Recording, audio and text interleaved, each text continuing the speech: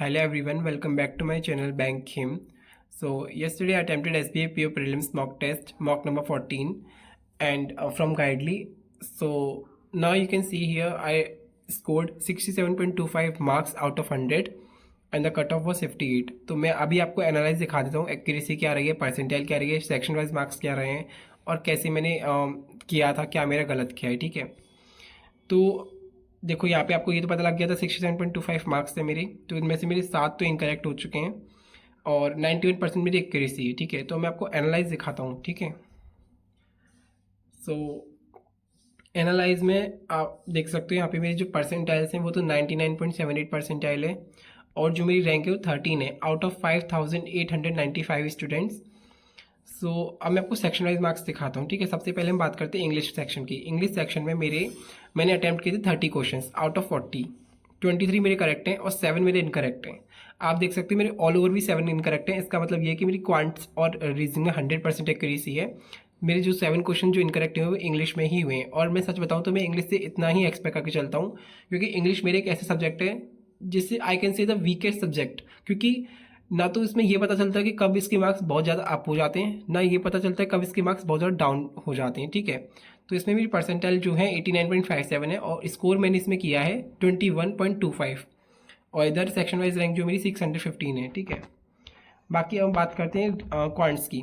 तो क्वांट्स में आई attempted 19 question out of 30 and मेरे 19 ही करेक्ट हैं, तो परसेंटाइल मेरी इसमें 91.62 परसेंटाइल है।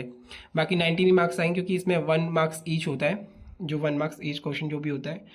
और रीजनिंग एबिलिटी है मेरे 27 अटैम्प्ट किए थे आउट ऑफ 30 और मेरे 27 ही मार्क्स हैं, 27 ही मेरे करेक्ट निकले हैं और 99.80 मेरी इसमें परसेंटाइल रही है।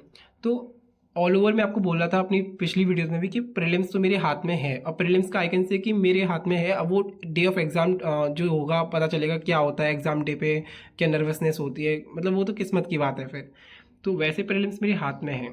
ओवरऑल मेरी 99.78 परसेंटाइल है और रैंक तो मैंने आपको दिखाई दिया 13 रैंक है मेरी आउट ऑफ, यहाँ पे आप देख सकते हो 6000 स्टूडेंट आई कैन से, क्योंकि अप्रॉक्सी है वो। तो बस मैं आपको यही दिखाना चाह रहा था कि जो मेरे इंग्लिश में है ना, मेरा जो स्कोर है वो बहुत डाउन जाता है, कभी कभी बहुत ज़्यादा अप भी जाता है, तो इंग्लिश से आप कुछ ज़्यादा एक्सपेक्ट नहीं कर सकते। तो आप जितना हो सके आप क्वांट्स और रीजनिंग पे ध्यान दीजिए, क्योंकि प्रीलिम्स पास कराने के लिए क्वांट्स रीजनिंग बहुत इंपॉर्टेंट होता है। मेरे भी प्रीलिम्स ज़्यादातर क्वांट्स और रीजनिंग की वजह से ही पास हुए। इंग्लिश की वजह से मैं IBPS क्लर्क का प्रीलिम्स भी क्रॉस नहीं कर पाया था।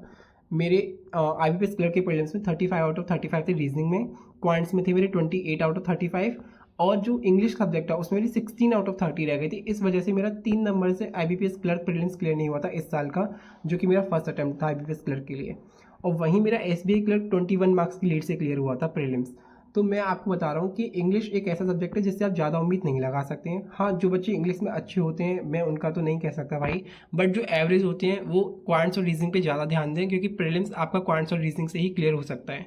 इंग्लिश इज़ मतलब अच्छे सब्जेक्ट, बट मैं ट्रस्ट नहीं करता इंग्लिश पे, क्योंकि कभी भी एक्यूरेसी कर सकती है और 100% एक्यूरेसी लाना इंग्लिश में मुझे तो नहीं लगता कि पॉसिबल है। बाकी तो यही था मेरे स्कोर और यही थी मेरी परसेंटाइल्स और मैं डेली बेसिस मॉक टेस्ट लगाता रहता हूँ। वैसे तो अगर आप लोग को चाहिए कि मैं आपको अपना डेली स्कोर शेयर करूँ तो आई कैन शेयर, आप कमेंट सेक्शन में मुझे बता देना and please subscribe my channel. मैं काफ़ी मेहनत कर रहा हूँ, वीडियोस अपलोड कर रहा हूँ, so please guys you can do this thing for me. तो ठीक है, यही था इस वीडियो के मतलब रिगार्डिंग जो भी था। और अभी मैं बिगिनर हूँ वीडियो अपलोड करने में, तो थोड़ा सा गलती हो जाए तो I am really sorry for that. बाकी तो मैं और भी मॉक टेस्ट का वीडियो अपलोड करता रहूँगा। So okay, this is all about the video, bye.